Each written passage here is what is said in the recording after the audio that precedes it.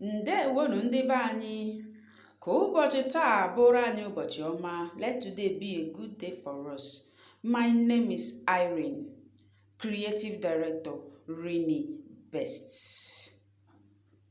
N'ụbọchị nke tata, anyị ga na-ekwu maka different ways to say goodbye. Otu dị iche iche anyị si asị mmadụ gaa n'udo. Different ways to say goodbye.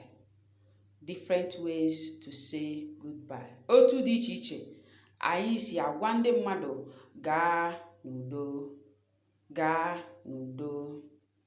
Ịma atụ: ka emesịa, ka emesịa. If you are discussing with someone and the person wants to go, you just tell the person ka emesịa. That's goodbye. That's bye for today. Bye.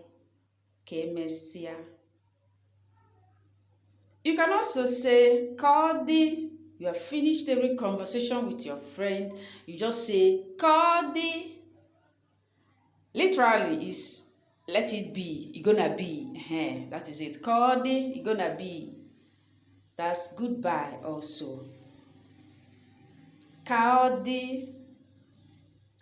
Ọzọ bụ goodbye again is lagbo, lagbo. Go early. That's the literal translation, but it means goodbye. A friend has left you in the house and you're like, go fast. Then the next one is ijeoma, safe trip. A friend wants to enter into the road to move, so you have to tell the person safe trip. Ije, movement. Oma, good, good movement.